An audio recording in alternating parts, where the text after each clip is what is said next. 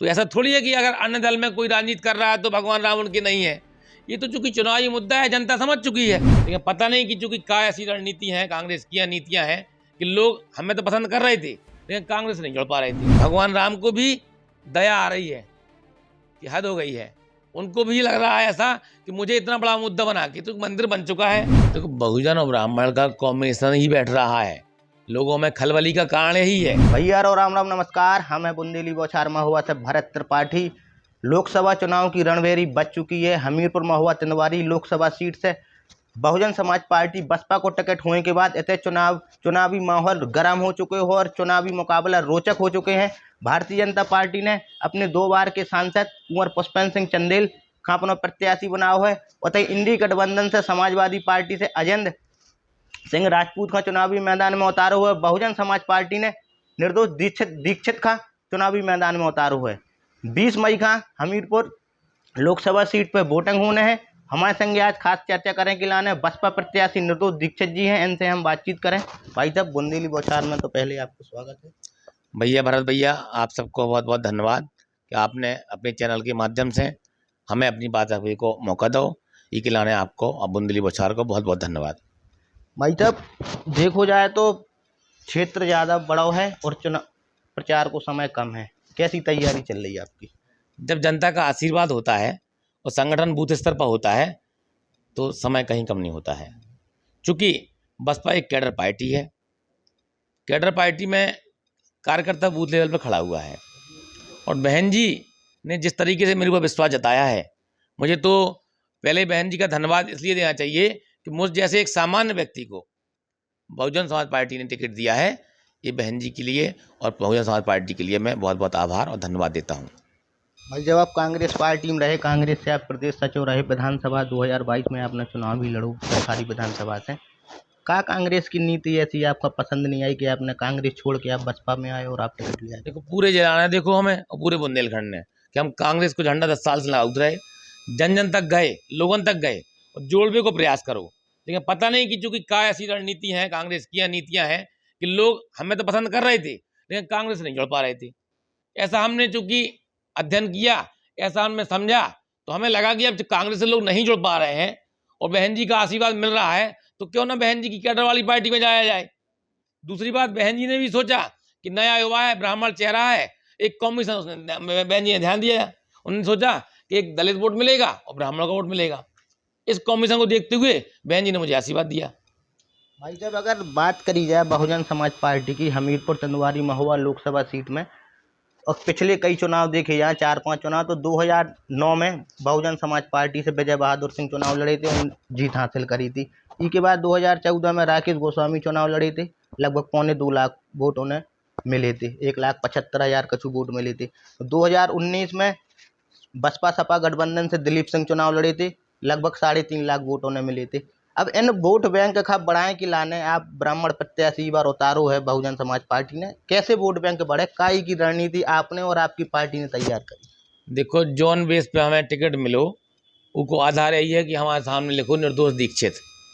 बहन जी ने उसी चीज़ को कैलकुलेशन किया है कि दलित और ब्राह्मण का जो कॉम्बिनेशन रहेगा वो एक निर्णायक वोट के रूप में रहेगा और जब दलित ब्राह्मण इकट्ठा होगा तो अन्य जातियाँ ऑटोमेटिक इकट्ठी होंगी। बाकी व्यक्ति का व्यक्तित्व होता है प्रत्याशी का, ऐसा नहीं कि अपन 2 जातियों से चुनाव जीत जाए।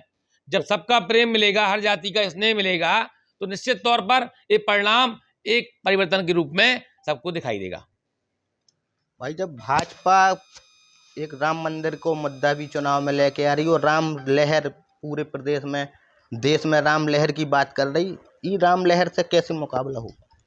देखो, राम मंदिर सबको आए, मुद्दा तो जो बीजेपी अपने चुनाव के लाने बनाए, भगवान राम हमारे यहाँ पूरे जन के यहाँ है, पूरे देश के यहाँ है, वो सबके आदर्श हैं। तो ऐसा थोड़ी है कि अगर अन्य दल में कोई राजनीति कर रहा है तो भगवान राम उनके नहीं है।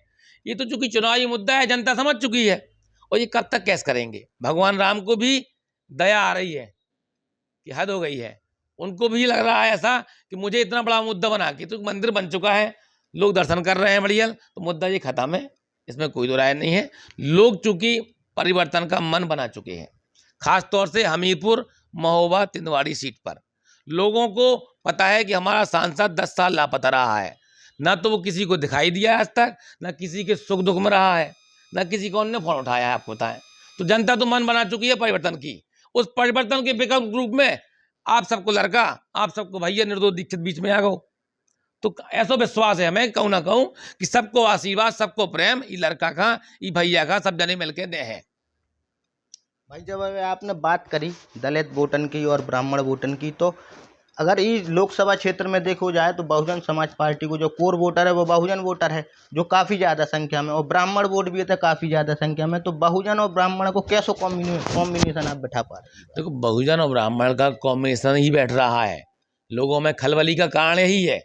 जो हमारे विरोधी है या विरोधी दल है, और जो लोग लड़ रहे हैं चुनाव, उनके दिमाग में ही चीज फीड है कि कहीं ना कहीं अगर ये वोट इकट्ठा हो गया तो अन्य जातियां इकट्ठी हो जाएंगी। मुझे तो, चूंकि मैं तो हर जाति का, हर धर्म का सम्मान करता हूँ, मुझसे हर वर्ग के लोग जुड़े हुए हैं, हर धर्म के लोग जुड़े हुए हैं, तो मुझे पूरा विश्वास है कि इन दो वर्गों के अलावा मुझे हर वर्ग का और हर धर्म का वोट मिलेगा। ये मेरा विश्वास है, और एक परिवर्तन होके बहन जी की झोली में ये सीट डाली जाएगी, ऐसा मेरा पूर्ण विश्वास है। अब पार्टी में देखो जाए बसपा में तो जिलाध्यक्ष भी अब बल दे गए ई लेके चुनाव के एंटर तो देखो, हर पार्टी में हो रहा है, ये संगठन का चूंकि काम है, संगठन को लगा होगा कि कौन जिम्मेदारी कितनी मजबूती से संभाल सकता है। तो हेर फेर तो चूंकि ऐसा नहीं कि बहुजन में हुआ हो, सभी पार्टी में होता है वो। तो वो चूंकि संगठन ने जो निर्णय लिया है हम मान्य है। हमारे लिए जो लोग पहले थे वो सम्माननीय है, जो आज आ गए वो सम्माननीय है। अब भाई जब ये लोकसभा क्षेत्र के आप निवासी हो, पनवाड़ी नटर्रा गांव के आप रहने वाले हो, तो आप क्षेत्र में जब जा तो आप विधानसभा चुनाव भी लड़ चुके हो, अब लोकसभा चुनाव में आप जनता के बीच में जा रहे, का भाई जब समस्याएं आपका समझ में आ रही कि का ऐसी चीजें हैं कि जो पिछले सालन में नहीं हो पाई और भाव चाहिए थी? देखो भैया, अपनो बुंदेलखंड को सबसे जो पिछलो क्षेत्र है, बातें आदमी कछु करत रहा है, नेता कछु बातें करत रहा है, लेकिन इतने जो स्थिति 50 साल पहले आती वह आज है। लोग क्या है, फेसबुक पे विकास कर देत, लोग कहूँ ना कहूँ किताबों में विकास कर देत, धरातल पे कहा है वो सबका दिखाई दे रहा हो। तो यहाँ सबसे बड़ा मुद्दा है बेरोजगारी का, शिक्षा का और स्वास्थ्य का। इन मुद्दों पे ना तो किसी नेता ने ध्यान दिया है। आपको भली भांति पता है कि अगर थोड़ी भी इमरजेंसी आती है और मरीज महोबा आया तो तुरंत रेफर हो जाता है। क्यों होता है? क्योंकि स्वास्थ्य व्यवस्थाएं अच्छी नहीं है। अगर बच्चा इंटेलिजेंट है, पढ़ने वाला है, तो उसे शिक्षा के लिए बाहर मजबूर जाना पड़ता है, मजबूरी में, क्योंकि वो शिक्षा की व्यवस्था नहीं है। रोजगार में ये स्थिति है कि मेरी ख्याल से बुंदेलखंड में सबसे ज्यादा पलायन अपने संसदीय क्षेत्र में होगा। लोग जो है रोजी रोटी और पेट के लिए बाहर पलायन कर रहे हैं। इन मुद्दों पे, चूंकि ये मूलभूत मुद्दे हैं, आधारित मुद्दे हैं, इन मुद्दों पे किसी नेताओं ने कोई ध्यान नहीं दिया है। केवल झूठे वादे, झूठे विकास की बातें निरंतर चल रही हैं। हालांकि मैं सुन रहा था, अपने चूंकि सत्ता के नेता हैं वो तो अपनी गलतियां स्वीकार ही करने लगे हैं मंच के माध्यम से, कि भैया मेरी क्षमताएं सीमित रह गई हैं, मैं लोगों के बीच में नहीं जा पाऊंगा।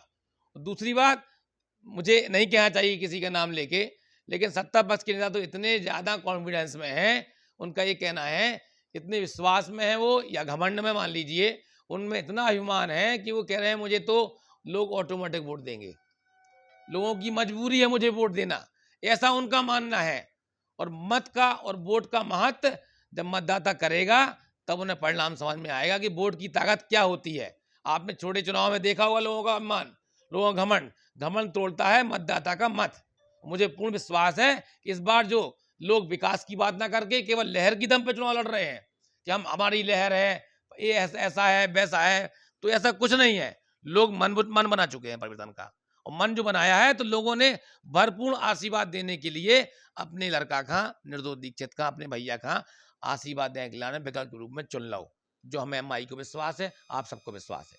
और जो इंडी गठबंधन के लोग बहन जी का, बसपा सुप्रीमो का, भाजपा को एजेंट बता रहे कि ये भाजपा के लाने काम करनी, भाजपा की देखो यार, आजकल तो तन तन से लड़का समझदार हो गए। अगर भाजपा के एजेंट होते तो बहुजन समाज पार्टी निर्दोष दीक्षित का टिकट ही ना देती। पहली बात तो हर आदमी समझती चीज का। तो ये तो चूंकि क्या है कि अब राजनीतिक अफवाह बनी रहती है। बहन जी ने ब्राह्मण समाज को जितने टिकट दिए इस बार किसी भी दल ने नहीं दिए हैं, ये सम्मान दिया उन्होंने इस चीज को, जो नहीं बहुत सारे टिकट दिए उन्होंने। बगल में पड़ोस में बांदा में भी टिकट दिया है, तो मेरी ख्याल से शायद 17 टिकट के आसपास ब्राह्मणों को दे दिए हैं। उसके बाद जो भी नामांकन में मुझे मालूम नहीं है, क्योंकि व्यवस्था मेरी है, लेकिन अन्य जो लिस्ट आने वाली है लग रहा है कि 20 पार कर जाएंगे। तो ब्राह्मणों के लिए बहन जी का विशेष सम्मान है, और सम्मान ना होता तो मुझ जैसे एक सामान्य व्यक्ति को टिकट दिया। यार मैं सड़क का व्यक्ति हूँ, आप सबके बीच का व्यक्ति हूँ, ना तो मैं कोई तामझाम वाला व्यक्ति हूँ, ना कोई उद्योगपति हूँ, साधारण गरीब ब्राह्मण हूँ। ऐसे व्यक्ति को टिकट दिया है तो उन्होंने संदेश दिया है ब्राह्मणों के लिए कि हम आपका सम्मान करते हैं। अंतिम सवाल भाई, जब मुख्य मुकाबला किसे है, इंडी गठबंधन से कि भारतीय जनता पार्टी इंडी से? गठबंधन तो खैर कोई लड़ाई में ही नहीं है, क्योंकि महीना भर से चुनाव लड़ रहा हो प्रत्याशी, तो जनता अपने आप कहने लगी कि समझ में नहीं आ रहा हो चुनाव को लड़ रहा हो। हमें तो अभी 48 घंटे बाद टिकट हुए और चर्चा पता है कैसी हो नहीं, आप समझ रहे हैं। भरपूर आशीर्वाद मिला लोगों का, हर वर्ग का, हर जाति का, हर धर्म के लोग हमें आशीर्वाद देने के लिए तैयार हैं खुल के।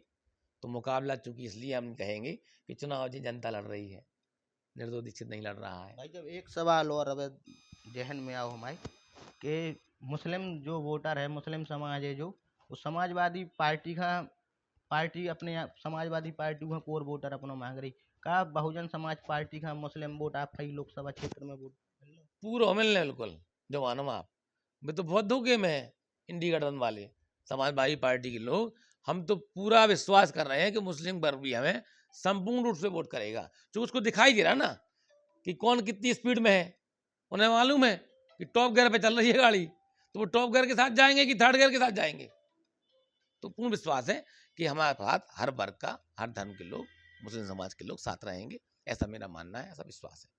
तो ये है, तो हमारे संगे बसपा प्रत्याशी निर्दोष दीक्षित जी, इनको साफ तौर पे कह वो कि हर जात धर्म के लोगन को हमें आशीर्वाद मिल रहा हो। Eklavya University Damoh will guide you towards a bright future. 28 acres of lush green campus, largest campus of Bundelkhand, experienced and dedicated faculty. 50 future-ready courses taught in 12 different schools, separate courts and ground for sport, fully equipped lab and workshop, safe and fully equipped separate hostel for girls.